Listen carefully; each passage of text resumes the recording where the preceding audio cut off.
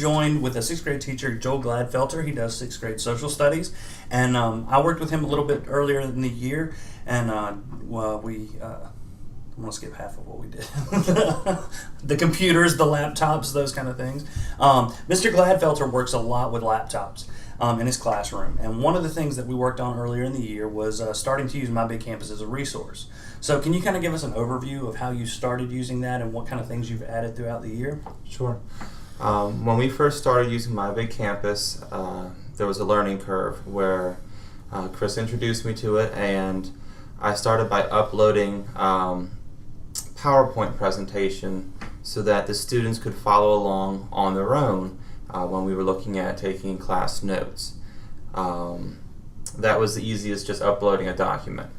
As it progressed, Chris introduced me to the quizzes and tests that we could do online, and we tried those out in the class.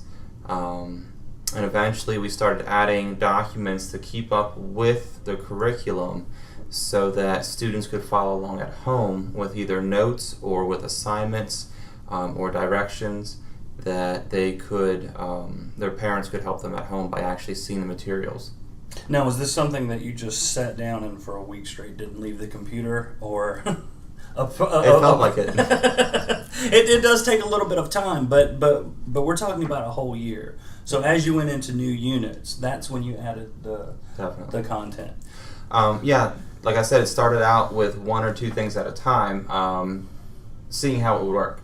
And as the year progressed, I was able to add more information. I was able to add more documents and to try using MyBigCampus in different ways. At one point, we tried the discussion page, where I would post a topic and then students would write their responses, and that worked out fairly well. We also have a part where it has the Pages tab, right, that I was able to post some student work. Now, it did take a little bit of effort for me to go back. I wanted to remove the student names from it, right, for a little bit of anonymity. But then the student-made PowerPoints were actually posted on MyBigCampus. Very cool. Yeah. So again, it's a lot of different resources, and the thing is, it's how much you use and how little. I mean, was there something that you found that really didn't work for your classroom setting? Using the quizzes was difficult for my classroom setting, partially because we have a short class period. Right. Students take different time with different quizzes, but with the MyBigCampus, they seem to be a little bit rushed, possibly because they were new to it.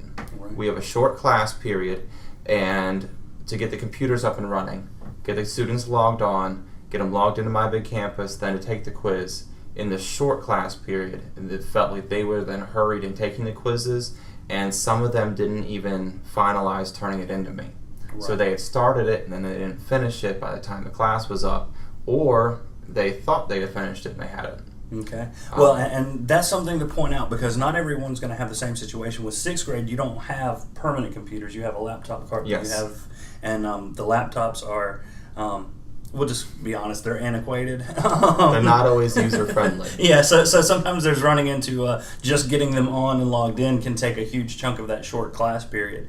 But for teachers who may either have a nice set of 4 better computers in the back of the classroom, or they're going to the computer lab, mm-hmm, may be a little bit more user-friendly in that regard. And like you said, the stuff that you put on there for students to use at home, not that everyone was going out there and checking it out, no, but students coming into your class next year, mm-hmm, that information stays, right? Yeah. You can update it, you can tweak it, but a lot of that information you can just kind of build on. So, and a lot of the information that I added to the resources tab was specific to my content areas. When we did Egypt, I had a folder for Egypt, and when we did China, I had a folder for China, and throughout with the resources. And about halfway through the year, one of the students had fallen behind, and his parent had asked me. Yeah, sorry, go ahead. It's the computer's telling us what time it is. And the parent had asked me, what could he do to help? And I said, well, I'm post my resources on MyBigCampus. That way you can follow along and see what your child has been missing or has to do to catch up. And so that parent really did get involved on MyBigCampus, and he was looking at the notes and helping his child study for his quizzes. And when he had a question about the assignments, he called me, and I could say, bring it up on MyBigCampus, and I could walk him through step by step what is someone's expected to do, and that really did help. I can imagine how much of a help that could be, because like you say, you're going to have students who, if they're coming from, especially from another state, they may not have even been covering the same standards, and you're still required for them to pass. Yes. So having that information there, being able to access the information from the parents, or having announcements, all kinds of fun stuff when we record. But then even beyond that, for that parent who comes into, say, a parent-teacher conference, and they say, I don't know what you're studying. Mm-hmm. Like you said, the first question you can ask, do you have internet? Well, here you go. Here are those resources. And again, we've had some teachers using this for 2 or 3 years, and they've been a little scared or a little intimidated into doing this. What kind of advice? I mean, do you think it's super technically difficult, or is it stuff that pretty much anybody can figure out? The program itself is very specific, that you have to do it their way. Right. But when you start adding resources, which is the easiest part, you use a click, click, click, and you've added a resource.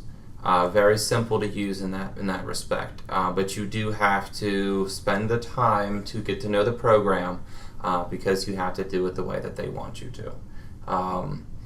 When it comes to some of the more complex tasks about adding the quizzes and making the quizzes, that takes a little bit more time and understanding, definitely. But when it's just adding resources, that was pretty easy.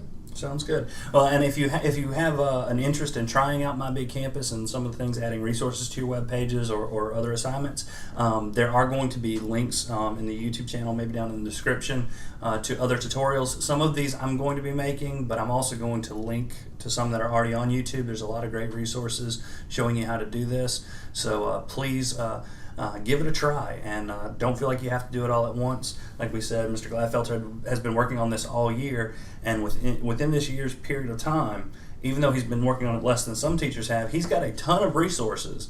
And like I said, going into next year, he's already set. He just, he can add and tweak as he goes. So please give it a try, especially over the summer break. But if you have any questions, please email me at ccoffee@bamberg1.com.net. Don't even know my own email address. Bamberg1.net. And please subscribe to this YouTube channel if you haven't done so already, and give me a thumbs up if you like the video. Thanks for watching. I'm going to find one that I used this year. So there's one, that's a computer skills class. Here's a computer skills class that I had. And so notice, I still have the login, the setup for it.